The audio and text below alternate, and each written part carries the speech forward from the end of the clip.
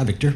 I know you're thinking about the moment here and coming back from 1-0, but if you could take a step back after the loss in Paris to the U.S., you said, I'm worried for opponents in a couple years, and someone said, who do you mean? You said everybody. Do you ever think about those words, and do you use them to kind of chart your course of how far you've come since that night? No, I don't. We'll take next question here in the front on 1. Tim, hold on.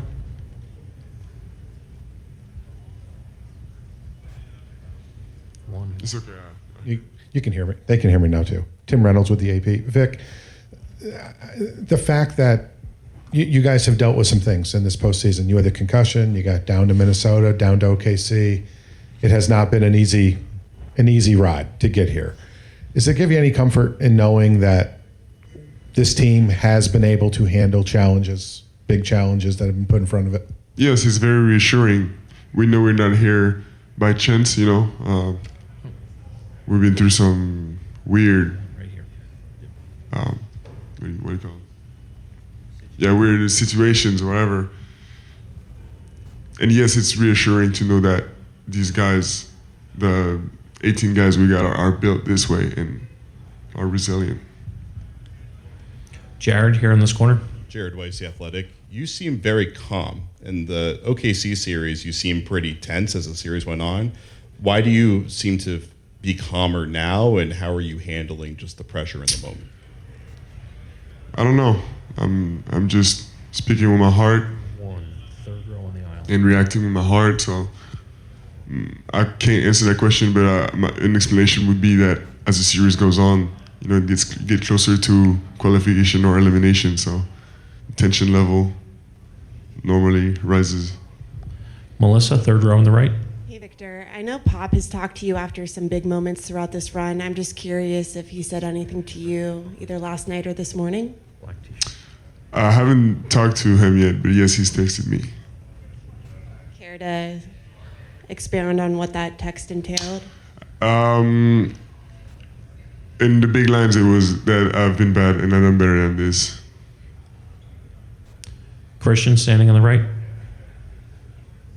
New York Daily News. There was a lot of talk for the Knicks side of how they were going to defend you, what players they were going to use. Like they settled on using Towns a lot. What did you make of the Towns matchup defensively? And I guess, do you plan on making any changes to approaching that matchup for Game 2? Number 1, second row, second seat. Really, I think the reason we lost that game isn't even technical. It's not even tactical. It's we need to approach the game with a better mental state. And we just need to play our game, you know, we just need to be normal. We don't need to do anything incredible. Over here, second row. Zach Brazil, New York Post. You've mentioned you need to be normal. You said that last night. You said it just now. Coach was just in here talking about, felt like you guys didn't do the right things as a team, that it was kind of just relying on your talent. What do you think normal means for you guys? Normal means trusting each other, trusting the basketball guys, trusting the game plan, executing, and not relying on talent so much to make shots or to save the day. You know, I mean, we've been playing a certain way all season, and we've been successful this way, and there's no reason to change the day the finals start. Steve here on the second row on the aisle. Steve Ashburner, NBA.com. When you're guarding smaller players, what's required different for you as opposed to bigs? And how do you walk the line between attending to the man you're guarding and being available at the rim?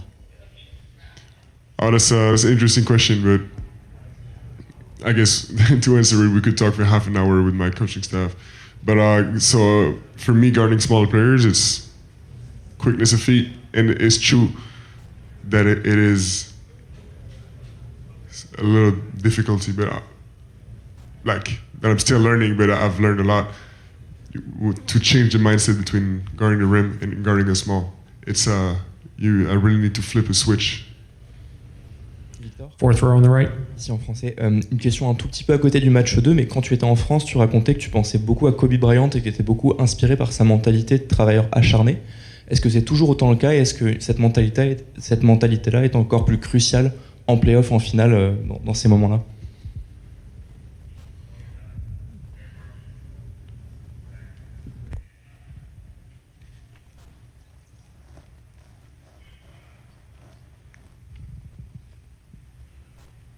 Je dirais que avec l'âge, même si je suis pas vieux, avec le peu d'expérience toute l'expérience qu'on accumule, j'en apprends beaucoup et on en apprend beaucoup et de différentes personnes que je côtoie. Et je me crée en quelque sorte ma propre philosophie. Last question, Sam on the back right. Sam Amick, The Athletic. You've talked so much about your routine off the court, sleep, peace, control. I just wonder, in this environment, how are you handling the juggling act? You have more media, you have more chaos, you have more noise. Is that impacting you right now? No, it's not. The thing that's impacting my routine the most right now is that we're practicing at the arena and not at the facility, so the driving time is a little bit longer. In this moment right now, we're coming off a loss, and it's on us to, get into that balancing act of change, tweak over here, and be better and sharper over there. Third row in the center. Asbury Heaney from The Athletic. You guys like to run a lot of your offense from that horns configuration, and it gives your ball handlers a lot of decisions to make. They were packing the paint and taking away some of the lobs and easy looks for Wemby. What do you guys have to do to get Wemby those easy shots and easy opportunities? Yeah, I think there's a combination of things. We've played a couple teams similar that are very committed to guarding the paint with bodies, and so whether it's in the half-court set configuration kind of that you're speaking of, or just in general, I think we have to make sure we don't fight the game. If a team is going to be very adamant and committed to taking away something, typically that means it's opening something else up elsewhere. That doesn't mean that thing is going to be a direct result in that, but we have to make sure we pass the ball to open guys. We got to make sure we continue to put pressure on the rim. And that's not always for ourselves, and that can be with the roll, that can be with the cut, that can be with the drive. And I think last night we got a little away from that. On your right in the front.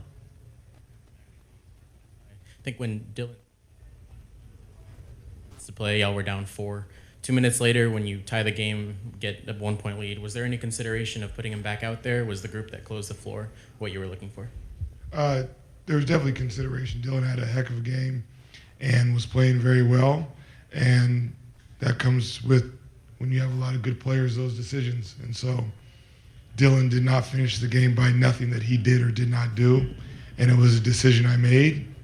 And I understand that there would be logic in having Dylan in that group, but I thought that group that was out there did some things during a stretch, and that's who I rolled with. Front row on your left. Coach Kelly Ego, Yahoo Sports. In terms of the pace that created those threes that you guys took last night, how was it going back and seeing on the film in terms of the quality of looks and how fast you guys were playing in the half court? Thought some of the threes felt rushed. Some of the threes may have still been good shots and still felt rushed. So I think there was some of the execution of what got in or got into or went into the shot, and then some were just the shots themselves. And again, that's just something we'll have to continue to give feedback to the guys on, hopefully improve as the series goes on. But we did get a lot of looks up from threes last night, and again, maybe a few of those needed to be more plays towards the rim or paint. That might not have been the shot. That might have been the stuff that happened before that produces the shots that we got. But yeah, there's a lot of things offensively. It's a very delicate ecosystem where one thing leads to the other, and the ripple effect can be rather grand when you pull back the layers and get into the weeds. And we have to continue to respect our style of play and brand of basketball. Third row on the right, Melissa. Hey, Mitch. Wemby made it clear that he's not worried at all going forward. Where do you get that same confidence from, and what are the main adjustments that you want to make before Game 2? I think we gave ourselves a lot of aspects of the game we need to improve. So it didn't take too much film or too deep to dig to find the second chance points is clearly one of them. 16 assists is not a reflection of this program ever since I've been here, and decades before I was. And we can be much sharper on just a lot of game plan execution stuff. And then I think, you add that I think Victor will play better. Sure. I think a couple guys will make more shots than they did. I agree. So if you just do that stuff, that's just going to happen and just on its own over time, water fighting its little percentage, evening out. But I think there's a lot of things also we can control that are much more approach, game plan, execution driven that we can improve upon before you even get to, what did this guy shoot from the field, et cetera, et cetera. On your left, second row. Mitch, the youth of this group has been a strength during the season, but some mistakes happen at the end of in the final decision of the game. How do you plan to adjust the decision making under pressure for Game 2? Yeah, we talked about it, discuss it. Old teams make bad decisions too at the end of games. So I think it's just an opportunity to look at a picture and understand if you see that moving forward, whatever that pattern is, whatever led to that situation, if you can recognize it and then make a better decision next time or understand maybe where there's a better opportunity to look for an advantage, we'll try to help them with that. And we'll show it on film. We'll talk and walk a bit, on the court and rep it out and trust our guys will continue to make good decisions as they learn what they're looking for. Christian, last question here on the right.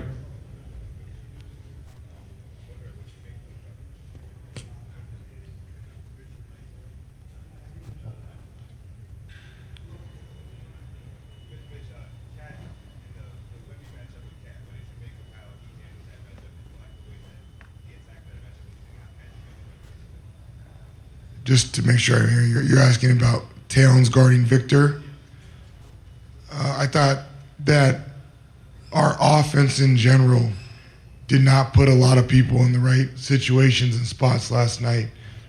New York had a lot to do with that. They did a good job. Towns, to your question specifically, did a good job being physical and being in the right spots. But I think the way that we played offensively is in terms of a team and our brand, we didn't play with the pass enough. We didn't put enough pressure and force on the rim and the paint.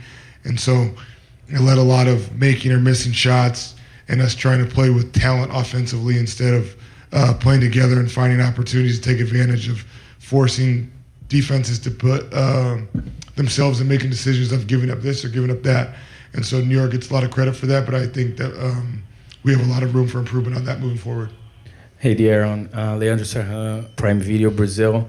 You guys were behind in 2 of the series so far, and you also lost home court to Portland. You guys were able to bounce back. How's the spirit of the team right now, and how do you keep this going in the finals? I mean, we know it's a long series. Obviously, you want to win every game that you have on your home court, but it's not the way that it happens every time. So we try to go in and fix the things that we need to fix, and obviously want a different outcome. Let's go the Dia in the front, middle.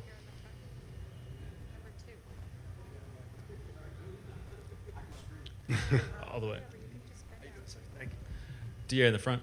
Darren, what's the sweet spot between you and Dylan being able to control things, get into the paint, create shots for other people, and also making sure Vic gets his touches down the stretch of games? I mean, there's been things that we've been doing all season.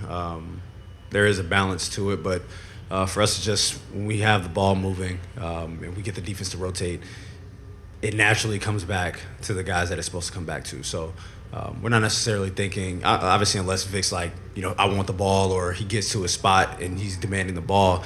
Other than that, it's, we have a pretty free-flowing offense where paint touches are key. And then when we get the defense moving, Vic gets easy shots. He doesn't have to, go one-on-one or have to fight through physicality the whole time. that or, Dylan gets a layup or Dev gets a three. Like, we have such a free-flowing offense that those things happen, and the person that the ball's supposed to find, it finds. First row in the middle. Fox, I've been watching you since Kentucky days, Sacramento, and you kind of play always like a poise, like a different poise. And this team, I don't see you with the confidence that you used to play all across your career. Can you take us through on how difficult it has been this year in this finals and how you managed to change the route? I mean, I got to make shots. I think that's the only thing that I think is different at times. But obviously, I'm not shooting the ball as much. But coming here, I knew that was the way that it was going to be. As a player, you sacrifice for the betterment of the team. And there are times where, I need to take shots. There are times where I don't take as many shots. But at the end of the day, you need to make the shots that you take. Yeah, you might have touched on this, but is there anything you would change about your game last night beyond just the making and missing of shots? No, I don't think so. I mean, obviously, that 2 turnovers up into that last 10 seconds, whatever it was. But no, end of the day, got to put the ball in the basket. Third row on the left. De'Aaron, related to the question you answered a little while ago, the balance there of not taking as many shots here as you did before. Do you find that in a close game, especially when the stakes are this high, is it a little tougher to get into a rhythm in the fourth quarter when you haven't gotten as many shots up through those first 3 quarters? Not necessarily. I mean, there's been times where that's happened, and I mean, I think we're down 1 with 2 minutes left, and I got to pull up at like the dots in the paint that I just missed. But no, like I said, you try to be an efficient player. And you have to make, something I would consider an easy shot. You got to make it. There's nothing else really to it. I got one that's a little off topic, but you've known HB for a long time. Has he ever showed you his championship ring? I've actually never seen HB's championship ring. I saw Shump's. I think I saw Tristan's. Have I seen HB's? I might have seen it when we first got together, but I definitely don't remember. Yeah. I think he said his mom has it. Yeah, because I think I asked him earlier this year where he keeps it, and I'm pretty sure he said his mom has it. Fourth row in the middle. You were talking about paint touches earlier. How did you like your process offensively as a team yesterday in terms of touching the paint and then spraying out to find good shots?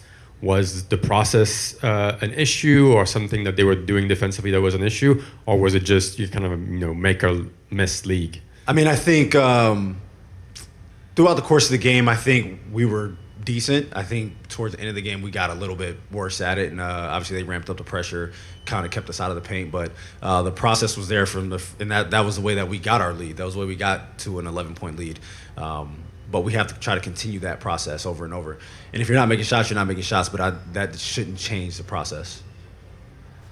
Second row on the left. Hey, De'Aaron. In past series, after a loss, you come out of the film session feeling pretty confident. After last night's, were you able to see the film or able to see something that you feel like y'all can tweak or fix? Yeah, I mean, we were up 1 with, I think, 3 minutes left, and we weren't able to score at the end of the game, and obviously ended up losing that game by 10. So throughout the course of the game, we were in the game, and we gave ourselves chances to win. We went on runs. We got bigger leads.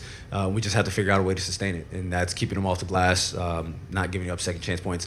Last time we had the lead, we were up 1, gave up offense rebound. JB hits a 3, and then we didn't have a lead for the rest of the game. So those are kind of the nuances of how we have to play if we want to try to win this series.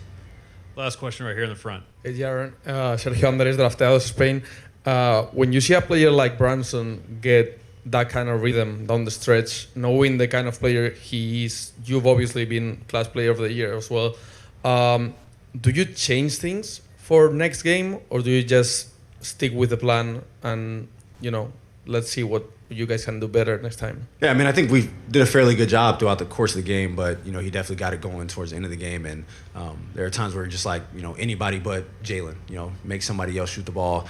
And not necessarily just giving somebody else an open shot, because that's a team that has a good offense and has really good shooters.